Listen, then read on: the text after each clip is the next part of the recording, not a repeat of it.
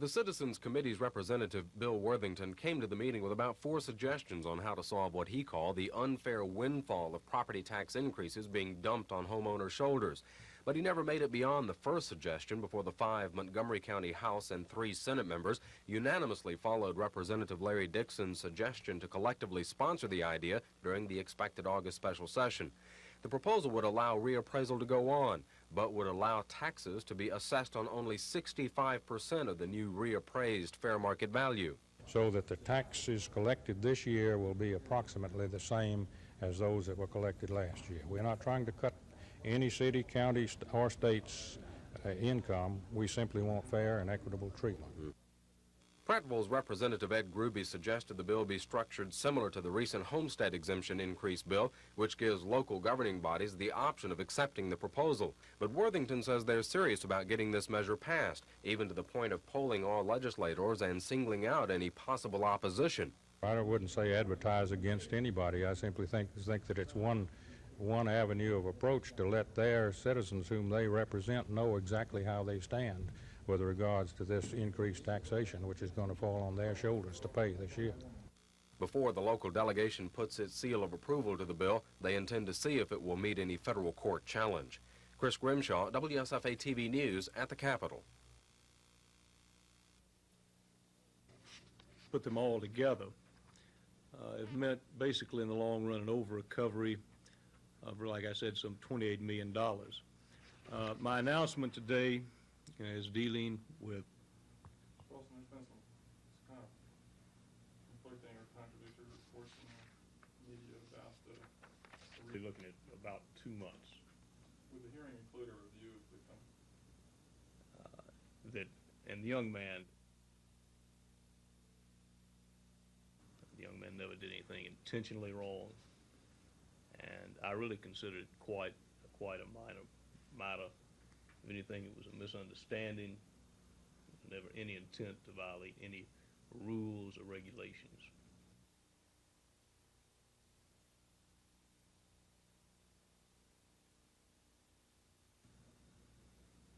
The appropriate thing for him to do would be to resign. He almost insisted upon it, and we allowed him to do that. Mr. One other question that may or may not be related. Last year, September 11th, you attended... Going back a long way, Tom. Ernest Patillo says he has $3,000 invested in the corn mill deal. He says he made a verbal agreement with Bureau of Publicity and Information Director Caroline Cavanaugh last December for her office to purchase 25,000 boxes. But Patillo says Ms. Cavanaugh claims she canceled the original order in the spring and asked to purchase only 5,000 boxes. Ms. Cavanaugh says the first order could not be filled in time for a trade show in January. Last month, Patillo sent the state a $597 bill for 2,988 boxes of cornmeal mix. He hasn't been paid. Now the deal has fallen through, and more than 1,700 sample boxes of his white, self-rising meal mix are stacked in his small office. Patillo says he'll probably take the dispute to the State Board of Adjustments. If that's the only way that I will get compensated for the money that I have tied up in the boxes, which as far as I'm concerned belong to the state, and for the money that I have paid out to have these boxes filled and the ones that were delivered and then consequently returned, then I would expect to do that to get my money. Patillo says he's not bitter about the deal, but says he'll be more careful when dealing with the state in the future. Patillo says he didn't stand to make a profit, just gain a little publicity and promotion out of the deal. Now Patillo says he's stuck with 1,732 boxes of his own cornmeal mix, which he says, as far as he's concerned, still belong to the state. Kim Davis, WSFA TV News.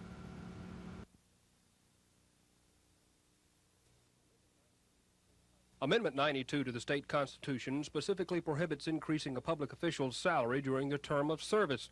Judges in the state can receive such pay increases because the judicial article in the Constitution established the Judicial Compensation Commission to recommend salary increases that go into effect automatically unless rejected by the legislature. Salary increases for the Attorney General are not covered by the judicial article, but by law, the Attorney General's pay is tied to that of an Associate Justice of the state Supreme Court. Finance Director Rex Rayner wanted to know more about the apparent legal conflict and received this opinion, not from the Attorney General, but from Montgomery Attorney Tom DeBray, who the governor's office hired to research the question. DeBray says the Constitution hasn't been violated because the legislature didn't take any direct action to approve the pay increase. Or when they failed to reject the judicial compensation report, by operation of law, he was entitled, he being the Attorney General, was entitled to his salary increase because all of the associate justices were entitled to their increase at that stage. DeBray says the finance director couldn't be held responsible for going ahead with the raise because, among other things, other finance directors have done the same thing, and state auditors and examiners have never questioned the raise. Dennis Latham, WSFA TV News. The rules were simple: 10 minutes for each candidate to speak, 5 minutes for audience questions. Joe McCorkadale was first, but he wasn't there, so his son Mac filled in. But if you look at the record of Joe McCorkadale, you'll find that he has supported the things that this organization stands for many years. The younger Mr. McCorkadale ran through a long list of legislation he says his father supported to help Alabama farmers. Former Governor George Wallace was up next and followed the McCorkadale lead. Mr. Wallace also recited a history of his work done in the name of agriculture. We must have food. Everything must operate on food. That's energy. That's production. Mr. Wallace called farming America's ace in the hole. George McMillan was up next, and he too asked the crowd to remember the past, but not for the successes. I hear people brag that from 73 to 78, state government helped create 120,000 new jobs for Alabamians. What they don't point out is during the same period, Alabama lost 220,000 jobs due to work stoppages. Though Mr. McMillan is critical of other lawmakers' efforts, he says he's proud of his own work. The last speaker was Emory Falmer, the only Republican. He came down hard on the other three speakers, saying they're not the solution to state problems, but the cause of them. We've got to do something about it because, to me, you are the backbone of the country, and indeed we must make sure that you participate profitably in the economic picture. It was a chance then not only for the candidates to try to bolster support for themselves, but also, as one person observed, a chance to throw a few punches at their opponents. Reporting from Birmingham, Tom Foreman, WSFA TV News. Of the people of Alabama, under expert analysis, and the company should prepare their case. And looking at 1981-82, a major concern in initiating this process will be to make certain that any and all benefits resulting from over-recovery are flowed through to the customers of Alabama Power Company. And so we will, I hope, initiate this process. I will ask the other two commissioners to initiate the process, to set the situation, set it down for hearing, and to consider whether or not to keep ECR at 1788 or to lower it for the 1982 and 1983 recovery years. It's kind of conflicting or contradictory reports in the media about the recent situation involving your office. I wanted to clear up a couple of things for us on it.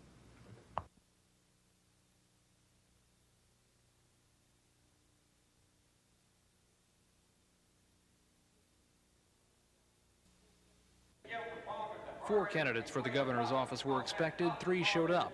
Joe McCorkadale, the first speaker, couldn't make it, so he sent his son Mac to fill in. What he presented was a history lesson in what he says his father has done for agriculture. But if you look at the record of Joe McCorkadale, you'll find that he has supported the things that this organization stands for many years. Next up was former Governor George Wallace, and he too leaned heavily on his record, saying the production of food in the nation is growing more important as the population grows. We must have food. Everything must operate on food. That's energy. That's production. But when George McMillan took the microphone, he was critical of past politics in the state, blaming many problems currently facing farmers on bad government. And I think that we as Alabamians can change it. But to change it, we've got to determine that we are going to produce excellence in the public sector. The last speaker and the only Republican was Emory Falmer, who was also tough on past politics.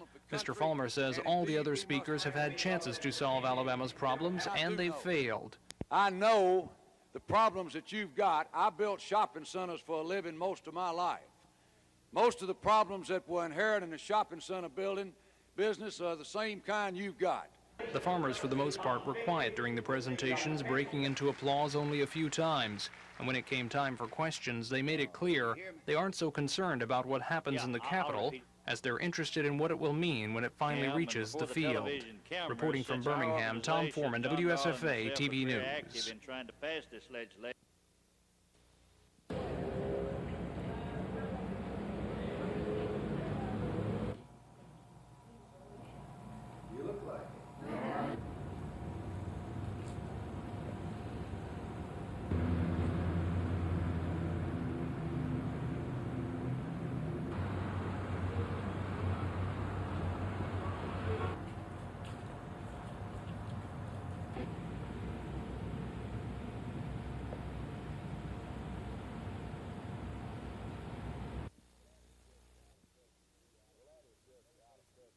Well, that is just out of touch with reality and is in no basis of fact whatsoever.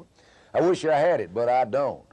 When I announced on May the 7th, the question was asked and I responded that if I could raise the money, my budget was $1.5 million, and that would take me through the May 7th all the way through to November. The money is not as easy to get this year as it has been maybe in previous elections. I have not raised $1.5 million. I don't have $1.5 million. I wish I did, but that's the budget. There's $1.5 million.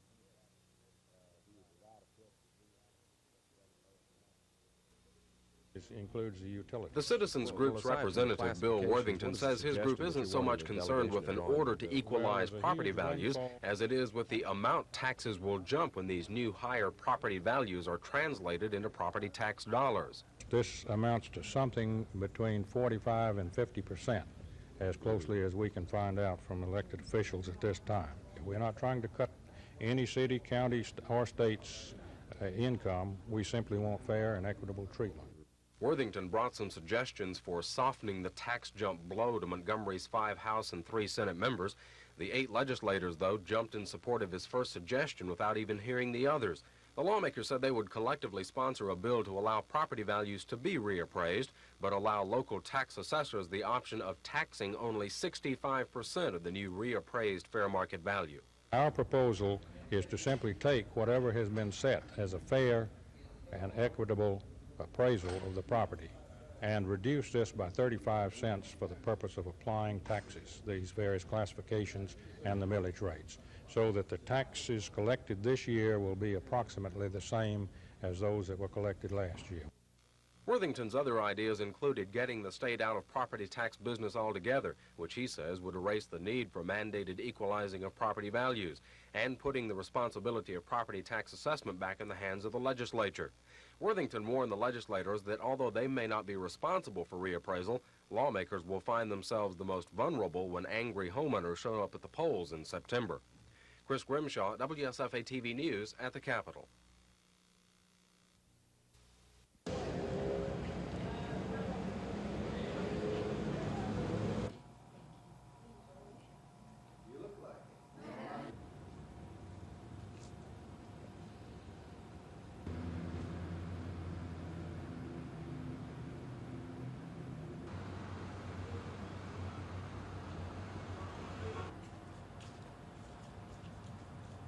For the community groups, it gives them a marvelous opportunity to tell their stories, and each group has a different story. So the themes in the windows carried out what they do, their crafts, or their programs.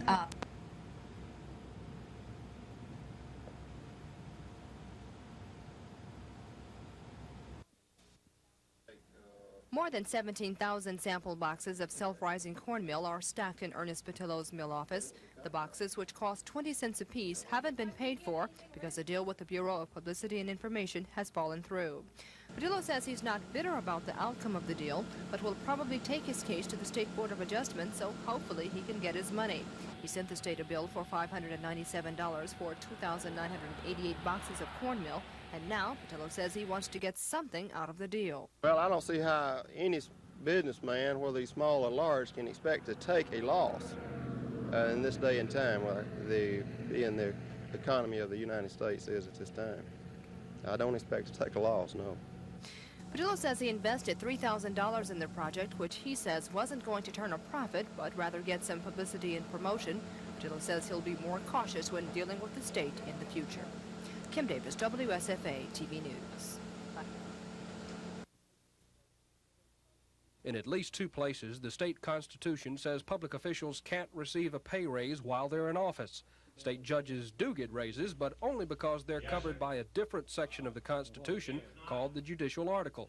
This article gives the Judicial Compensation Commission authority to recommend pay raises for judges.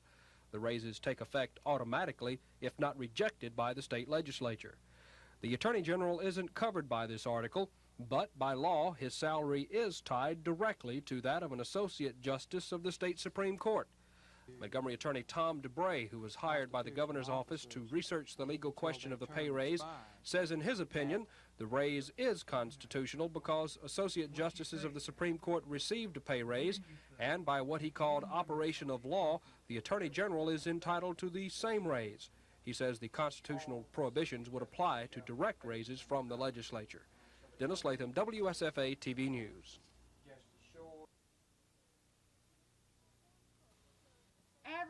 Jan Cook of Dozier says she wants to be elected so she can protect the interests of the average citizen. My primary reason for running is to ensure that all Alabamians have a voice in state government, not just those with fat bank accounts.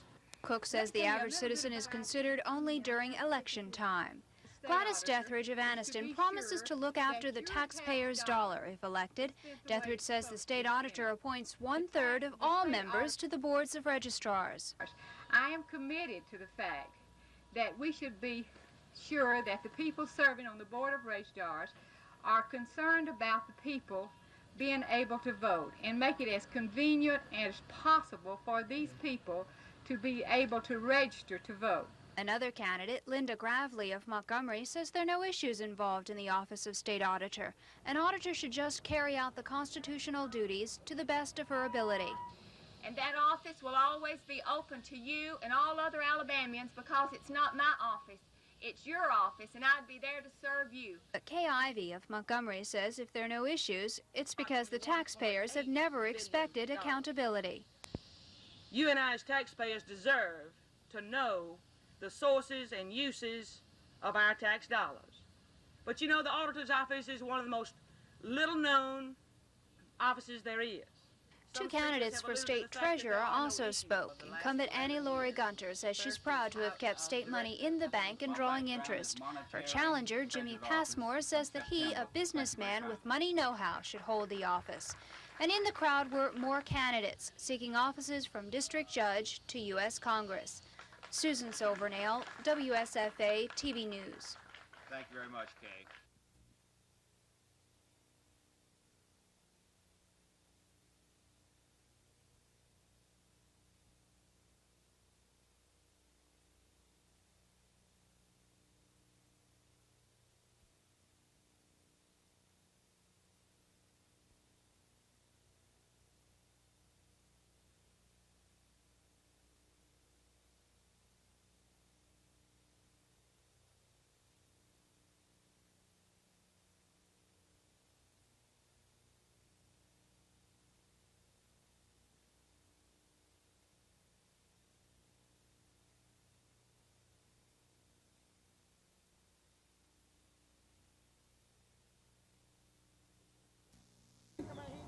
Both the North and South football squads are loaded with talent, but on paper you have to give the edge to the South.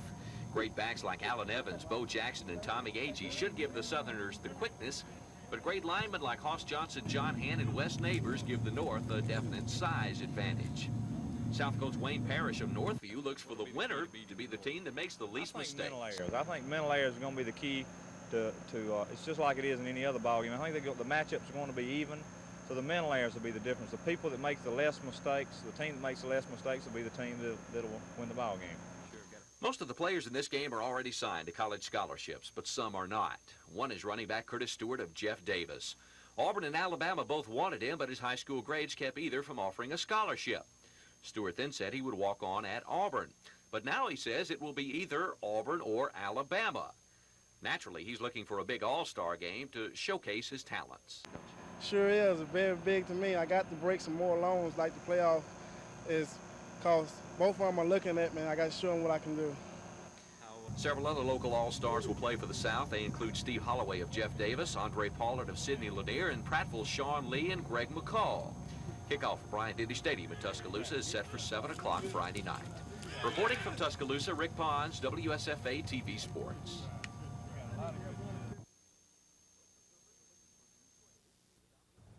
Most observers are looking for two players to be the dominant forces in the two all-star basketball games.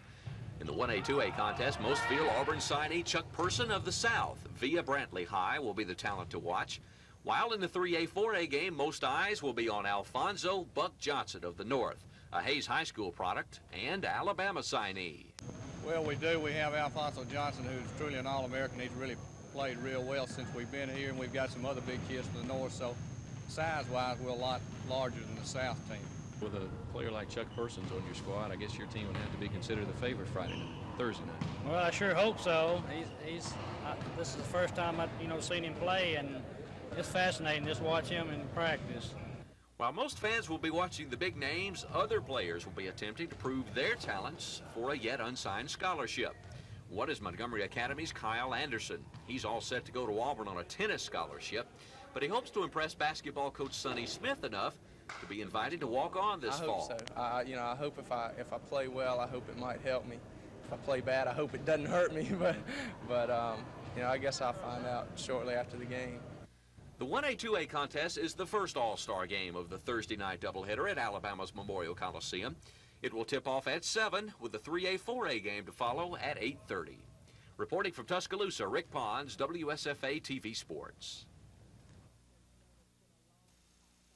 Youth aid officers know it's been a long, hot summer for some Montgomery teenagers. No jobs, nothing to do except hang out. Most of the teenagers go to the community centers during the day, and on Monday night, some voluntarily meet with Sergeant Michael Ferrier at the Bellingraph School to talk. They go back to the basics, and they're saying that, they don't have anything positive to do. They want to be involved in positive programs. They want to go on field trips to certain areas. They want to get back in school. They want someone to take an interest in what they are and what they are to do.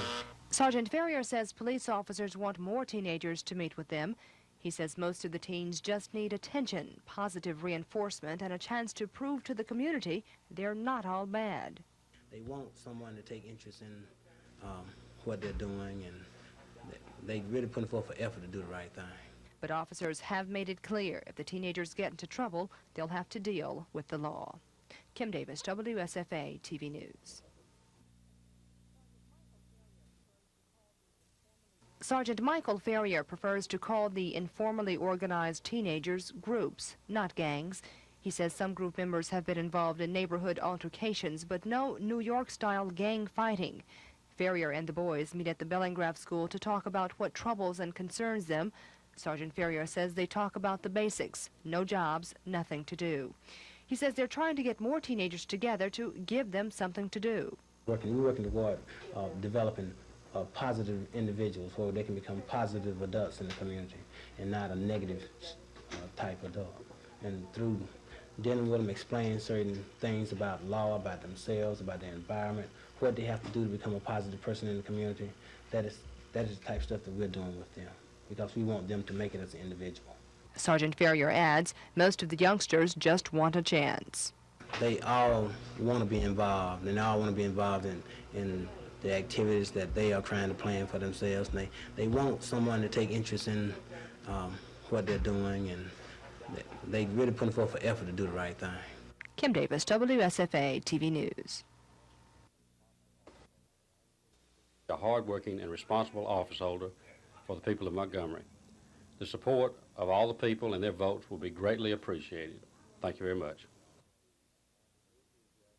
I believe that the office needs some new enthusiasm and a new office holder to give it the direction and the purpose that that office is supposed to serve.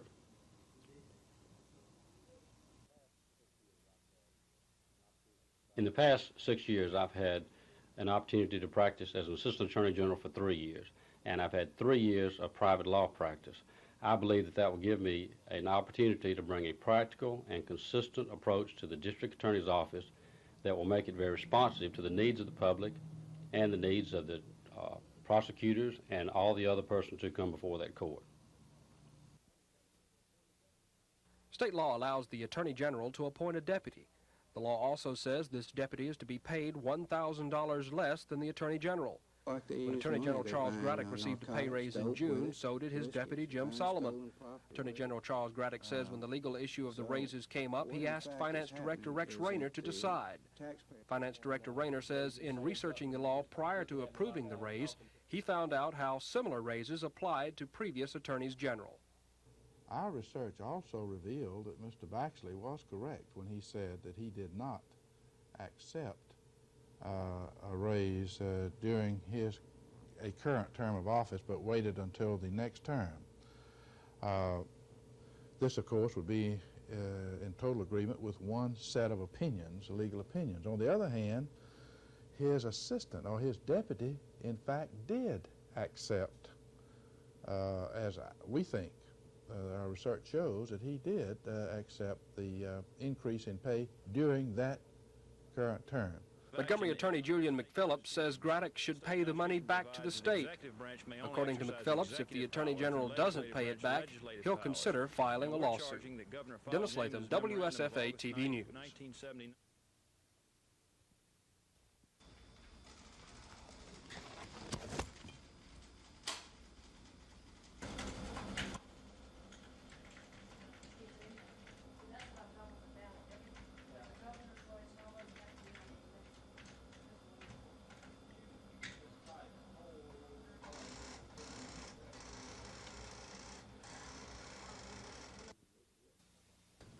Based on a 3-hour meeting with the Justice Department, I think that you could safely say that we are cautiously optimistic. We did most of the talking with the Justice Department, and obviously they did most of the listening, but I think coming out of the meeting, we had described to them just exactly what we wanted to do in Alabama with our mental health and prison facilities, and that the bottom line was we wanted to return these particular agencies to their rightful place to state government without federal court intervention.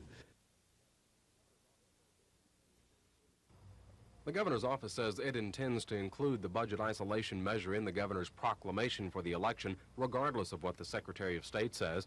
The governor's legal advisor, Jimmy Samford, says the law only makes two requirements. And that is that the governor issue a proclamation setting out that particular amendment, that proposed amendment, and that it be published 4 successive weeks prior to that election. That is in the process of being done right now. Never does it say in the Constitution or in the statutes that the Secretary of State must certify constitutional amendments for the ballot. The legal advisor for the governor is legally incorrect. The Constitution says that proposed constitutional amendments shall be treated in all respects as a general election. The law regarding the process for certifying ballots for the general election specifically say that the Secretary of State is to do that. Mr. Siegelman says no matter how much he may agree with the governor's budget isolation concept, he says the law just won't permit the proposed amendment on this year's ballot. The Secretary of State says he must go by a legislative resolution which moved the isolation amendment and other amendments to another election date.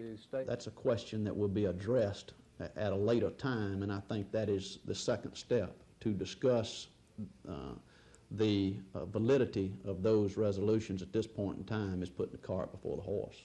With both sides standing firm, the Secretary of State says he's going to tell local probate judges not to include the proposed amendment, and the governor's legal advisor says he's threatening those probate judges with legal action if they don't include the proposed amendment.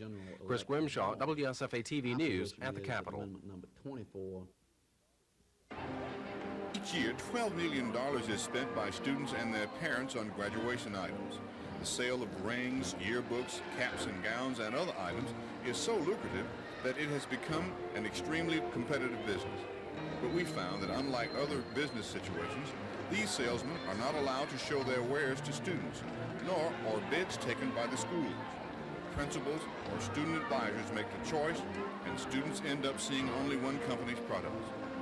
Montgomery County has a typical no policy regarding how the graduation products are chosen. County Assistant School Superintendent Clinton Carter. There is not a board policy per se that controls that, but by practice the individual schools make that selection, dealing of course with the principal, in the high schools with the activities director, students and faculty members as they see fit in those circumstances. State Ethics Commission Director Melvin Cooper says one salesman showed him a carload of gifts for principals, and he says there are other bribes.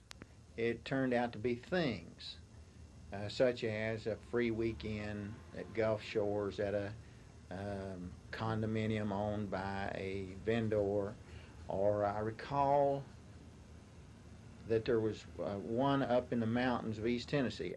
I talked with two photographers who have done business with schools. They say you have to give some principals 10% of what you make.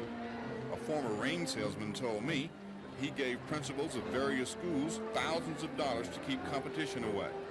None of the three would say this publicly. This is Norman Lumpkin, WSFA TV News reporting.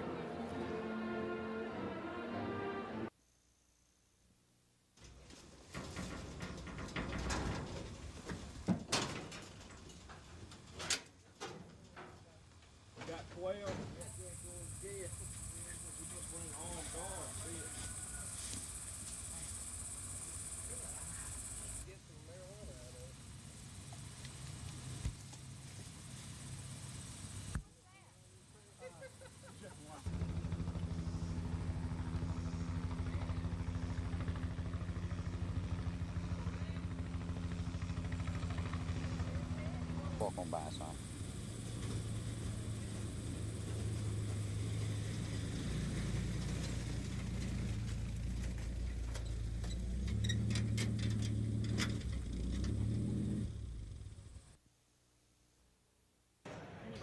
As the drivers prepared for qualifying this morning, most believed that man, Buddy Baker, would be the one to beat for Sunday's pole position.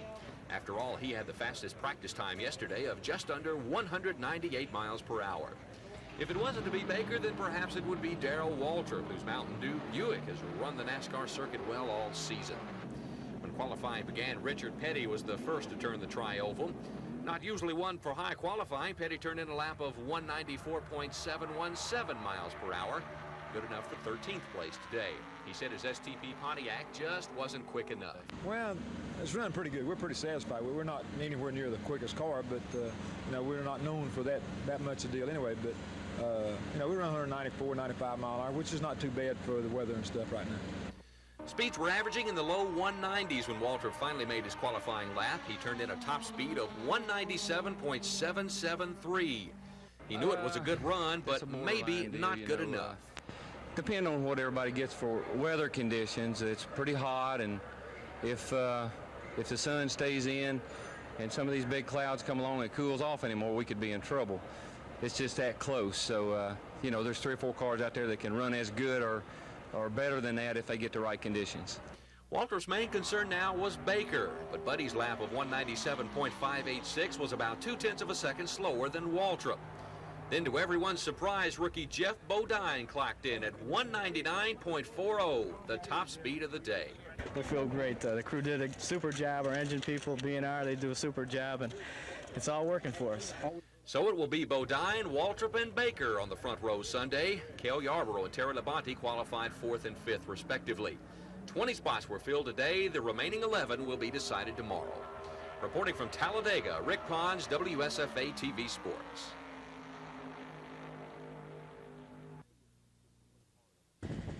Shelby is consistently hard on its visitors. Temperatures in the 90s, high humidity, dusty roads, and plenty of snakes and red bugs.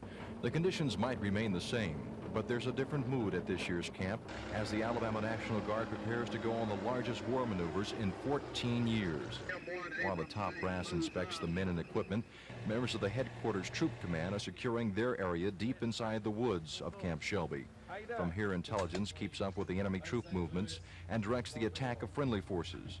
Today, the battles are on paper, but starting Saturday, the headquarters unit will be responsible for moving live units and repelling enemy forces made up of the regular Army units.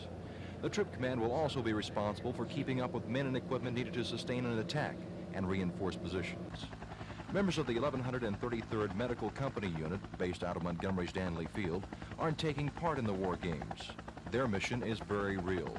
Their job is to transport injured and sick soldiers from the field to the camp hospital as soon as possible. So far this week, the unit has been called on 18 times to perform its mission. Just in the past 24 hours, the unit has medevac 5 soldiers injured in a wreck, handled several heat exhaustion cases, and rushed a soldier from the field to a civilian hospital just in time for her to deliver a 7.5-pound baby boy. No matter whether their mission is real or just part of a simulated war game, Camp Shelby is designed to test each man to see just how well his skills have been trained and to see whether or not he can carry out those skills under a simulated war environment. Reporting from Camp Shelby, Mississippi, Don Phelps, WSFA TV News. State law authorizes the appointment of a deputy attorney general and sets that salary at $1,000 less than what the attorney general makes. Attorney General Charles Graddick says he left the decision to grant a raise to him and his deputy in the hands of Finance Director Rex Rayner. Mr. Rayner says he received 2 different opinions on the constitutionality of the raise from 2 Finance Department attorneys. He says that's why they hired an outside attorney to research the law before approving the raises. According to Mr. Rayner, there might be a way to clear up the apparent conflicts between the law and the Constitution. Well, I have been told that the only way that a resolution of this conflict, if it is in fact a conflict between statute, operation of law, and perhaps a constitutional prohibition, would simply be a test case and let the courts decide. Montgomery Attorney Julian McPhillips might give the courts an opportunity to hear the case. He says he's considering filing suit to have the raise repaid. Dennis Latham, WSFA TV News.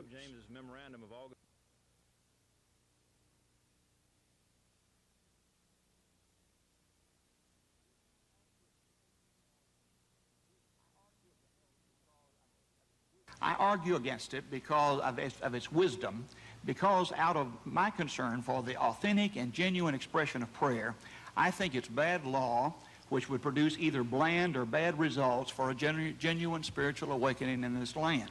We're talking about a compulsory situation for a little child, and that is a different thing from the... Well, where are you getting the word compulsory when it keeps saying voluntary? You bring them into the classroom, have them there, and make them say yes or no to this. But if they know that that's going to be going on every morning, they'll know. The teacher won't have to know which ones to dismiss. The child will know. The parents will know which ones are going to be permitted to go. Now, I'll admit that's getting down to the nitty-gritty, but I don't want to see anybody forced. I don't believe this law is going to come out like that. Police who talked to the man on the roof described him as despondent and depressed. For over an hour, the unidentified man dangled his feet over the side of the building, occasionally turning to talk to police on the roof. It wasn't until after a woman, identified as the man's fiancée, arrived that authorities were able to make a breakthrough. Lieutenant R.D. Mobley was the first police officer to talk with the man.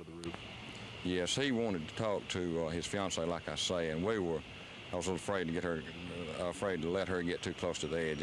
You never know what might be running through his mind. And my agreement was I'd let him talk to her if he would come back in from the ledge and talk to her. At that point, I would move everybody away from out of sight off the roof. There'd be no threat to him, and he could talk to her as long as he wanted to. He did talk to her for approximately 30 to 40 minutes, and he promised me that if he could talk to her, he would come in, and he kept his promise. He did come on in. Jackson Hospital officials say the man was undergoing treatment for a heart condition and had no mental condition that they were aware of. Authorities say they'll decide what security measures will be taken with the man after consulting with his doctor and family. Don Phelps, WSFA TV News. There will be 3 proposed amendments to the Constitution of the state on the primary ballot on September 7th, but none of them will deal with the governor's long-sought budget isolation measure. The governor's legal advisor, Jamie Sanford, contends they've thoroughly researched the law and are sure the governor has the option of including his isolation measure. It looks pretty clear to us that the Secretary of State has no function in certifying constitutional amendments to the ballot. But Secretary of State Don Siegelman says he's thoroughly researched the law and is sure he cannot include the amendment. We feel comfortable with our legal decision that that the 3 amendments that we have proposed for September 7th are those that should be printed on the September 7th primary election ballot. Again, I sympathize with the governor regarding his concept and his desire to have this budget isolation amendment voted on by the people, but just because we want it to be so doesn't make it so. Mr. Sanford says the issue could end up in some type of court action by next week, a move the Secretary of State thinks is too late in the coming. It has been over 3 months since this issue first came to the forefront, first came to the public's attention. It seems to me that it is untimely for the governor to wait this long, for his legal advisor to wait this long to raise this issue in a court of law. And Siegelman says even if the isolation measure doesn't make the primary ballot, he says further research may prove the isolation measure could be voted on during the November 2nd general election. Chris Grimshaw, WSFA TV News at the Capitol. With which we for you to talk to you and hopefully tell you a little about it. And I represent a real fine group of people. This oil lease money that was invested for a long period.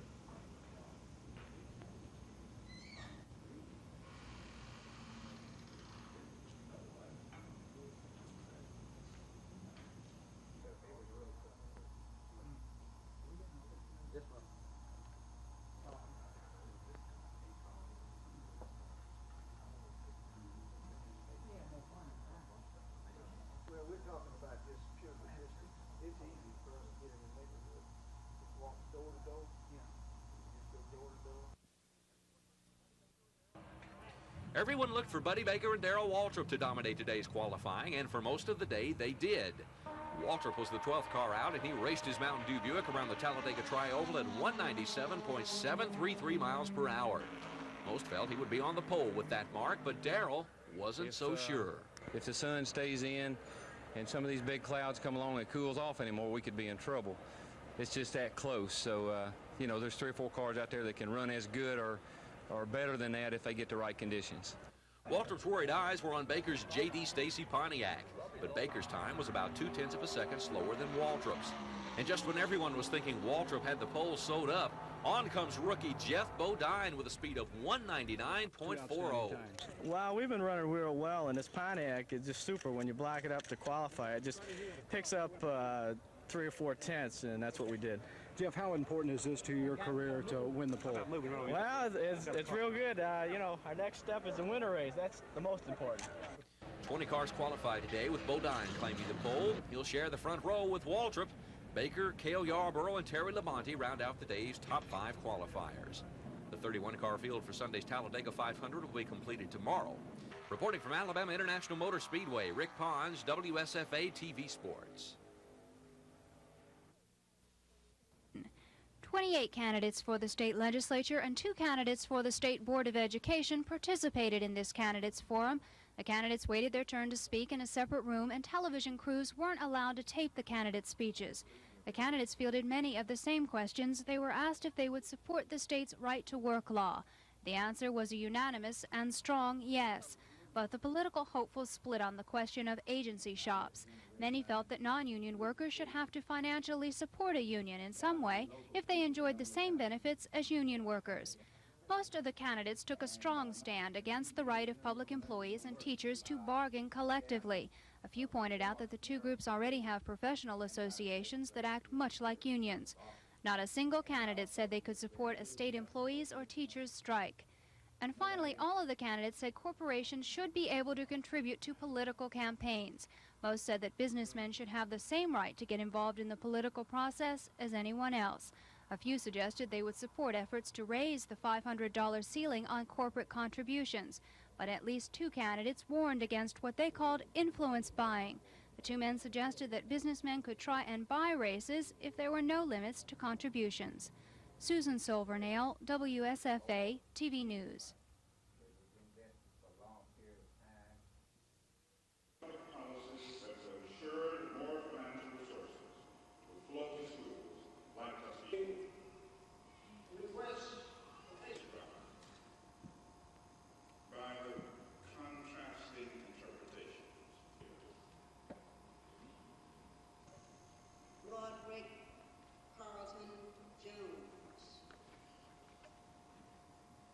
James Carpaducci.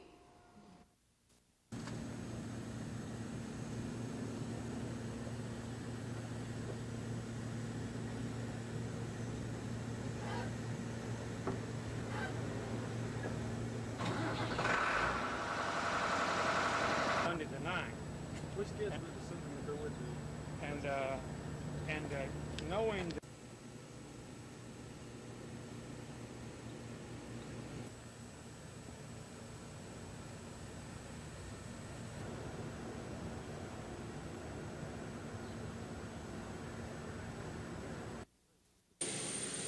Today's return from Savannah marked the end of one chapter in the history of the 908 and the beginning of a new one. Officials say this will probably be the last time the complete fleet of 15 C-7 Caribou aircraft will be deployed at once. The C-7 is being phased out of the Air Force inventory and will be replaced by the C-130s. The 908 will be fully converted to the C-130 aircraft by October 1983. For the past 11 years, the Caribous have been the mainstay of the 908, and for the past 2 weeks, they have been put through their paces. The 2-week duty tour at Savannah was designed to test both airmen and machines under simulated combat conditions. Commander of the 908, Colonel Bob Martin, says the 2-week camp allowed his group a chance to put their training to work. They got hands-on training, doing exactly what they would do if we were recalled to active duty. What are some of the different functions that the 908 had to perform down in Savannah? Okay, our mission is to fly the C-7 aircraft, and the rest of the 908 is to support that flying mission. Our maintenance squadron and then the base operating support. These are all the base functions to provide us the transportation, the chow halls for the troops, the communications, and all of those other functions to support the flying mission. The C-7 is a real workhorse, called upon to evacuate injured soldiers, haul cargo and troops, and capable of paratroop and cargo droppings. Colonel Martin says he has mixed emotions about the conversion to the C-130s. He says the Caribous have served them well, but he's looking to the expanded role the 908 will assume with their new aircraft. Don Phelps, WSFA TV News. The court never ordered any increase in taxes. They ordered reappraisal. And when I was governor, we didn't, there was no increase in taxes to speak of to any extent unless people voted upon it. And if there is any appreciable increase as a result of reappraisal when I become the governor, we're going to lower them. Now, if you want taxes increased, let the people vote on it. And if they think they ought to be increased, increase them. But an appraisal increase in taxes is just the backdoor approach and is not the proper way to do it. And I think it's very unfair. And therefore, I would, if that is the case, when I become... Well, huh? Well overdue in pay into the contract. You know, and... Why didn't you get anything written? Was the verbal just... Because...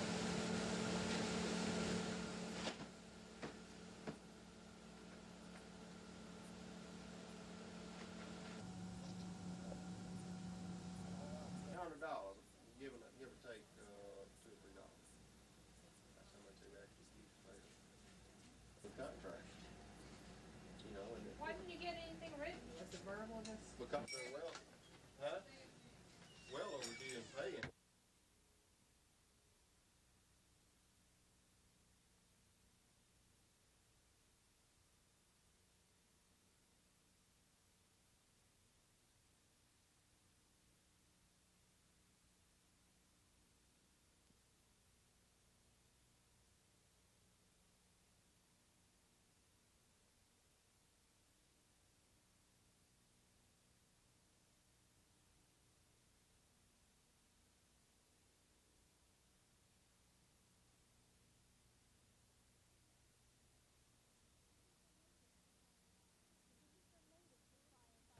This is the latest in firefighting equipment. It looks good, it's better than ever, and it's expensive. Like this Mack truck, the ladder reaches more than 100 feet.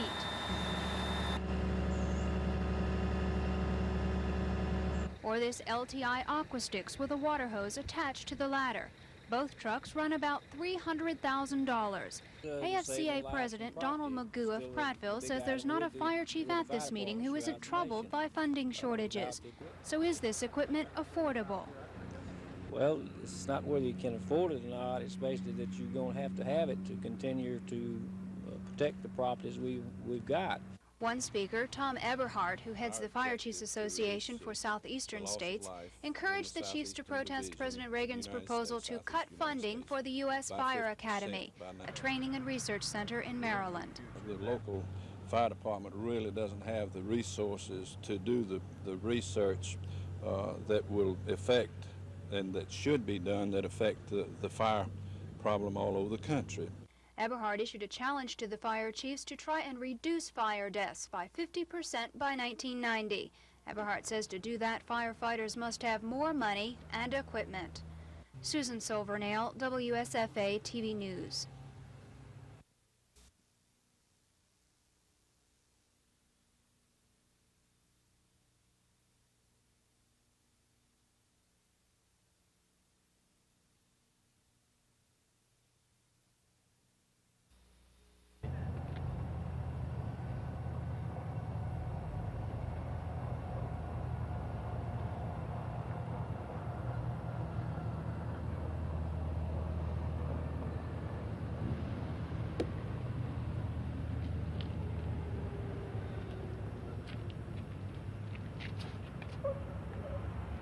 Then he's going to park over here, and that looks like he's going to park. He's going to park down there.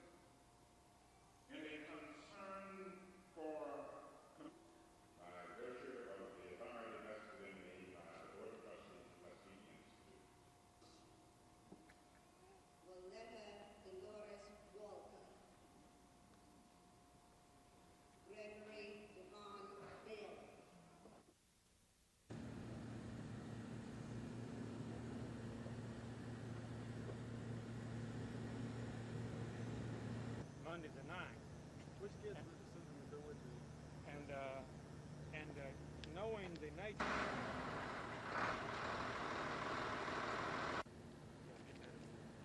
We'll be spending the night with the average citizens of the state of Alabama to get their input. I'm going to be using this trip as a platform to present agriculture to the state of Alabama and consumers' problems in the state of Alabama. I want to try to identify them.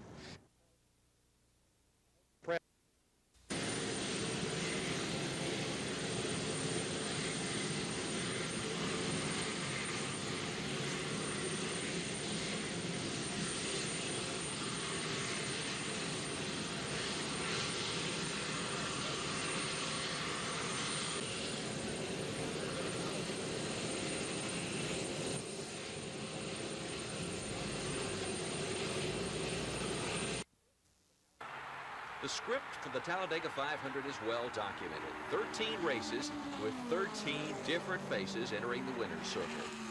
31 candidates will be trying to become number 14 on Sunday, while 9 drivers will attempt to become the first two-time winner. Among them, Bobby Allison and Richard Petty. Well, I think we got a real good chance. Car's been running mighty good, especially on the biggest speedways, and the crews work real hard.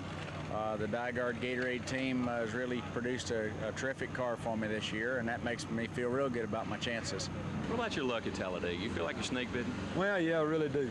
We've been down here a bunch of times, and we've run good a bunch of times, and one race is all we got to go home to show for. We've got a bunch of tore-up cars and a bunch of circumstances that we created and then a bunch of circumstances that somebody else created that we didn't win. So, you know, it's just a matter of time. You run anywhere long enough and run good enough, then, you know, you're going to luck up and win one. How's your car? The Pepsi-Cola Company has added a $20,000 bonus for any driver that can make it 14 races, 14 faces.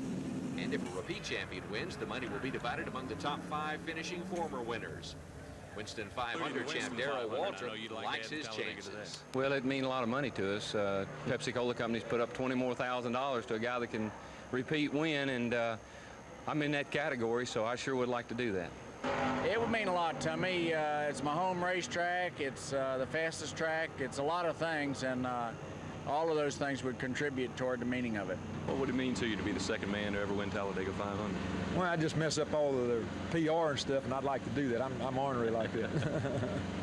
Reporting from Talladega, Rick Pons, WSFA TV Sports. The so-called Bear Bryant Law was passed during the regular session of the 1981 Alabama legislature, basically giving the University of Alabama Board of Trustees the right to exclude anyone they wish from the mandatory retirement age. In August of the same year, Dr. David Bronner, Secretary-Treasurer of the Teachers Retirement System, challenged the law. He filed a suit as a private citizen rather than as the head of the retirement system.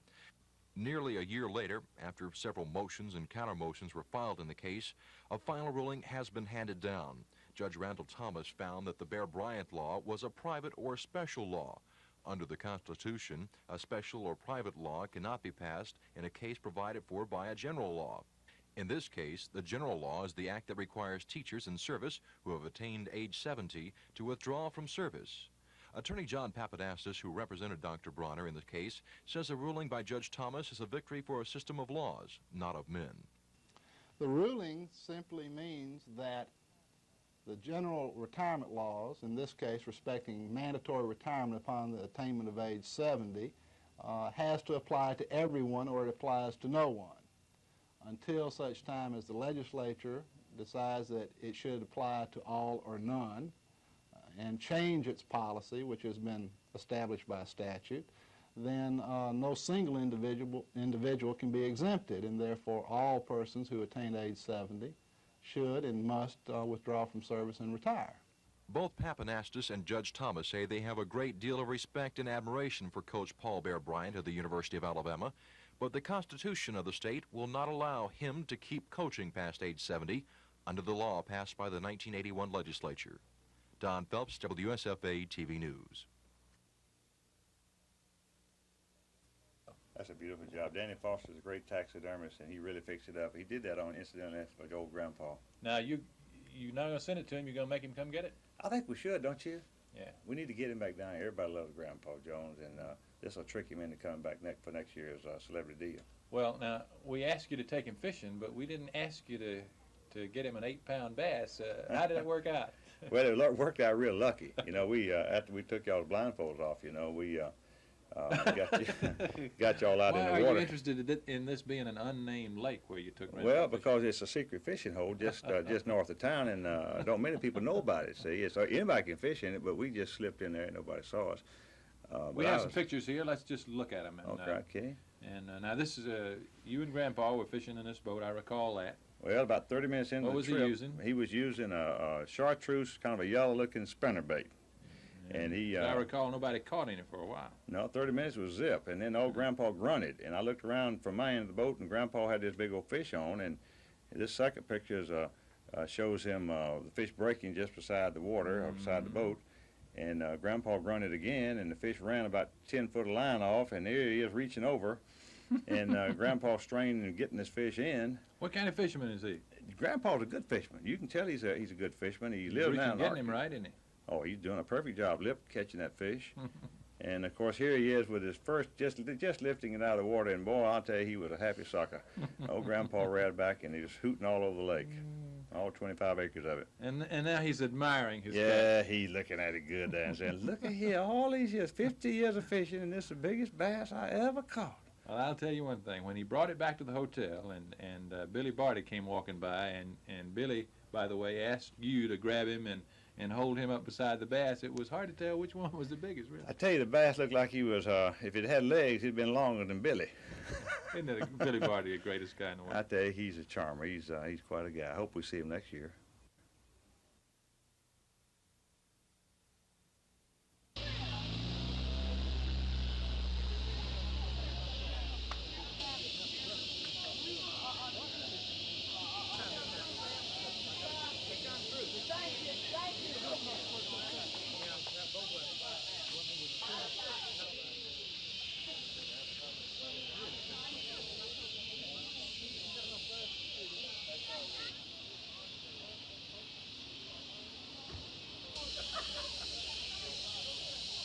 They came in and asked for a fictitious customer.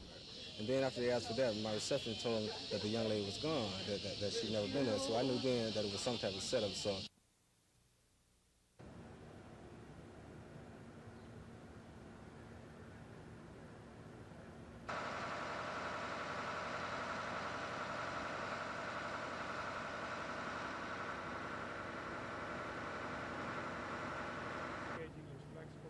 We think we're going to be able to work it out. So you have scheduled so that by the time you leave Dothan on the 5th, you could be here by the 9th? We're going to be in Montgomery at Dothan. There'll be only one vehicle. It will not be a tractorcade or a train of tractors. That will be controlled. On each end of the trip, there will be small portions of that. But since it'll be one vehicle, we've taken every safety precaution that we know how.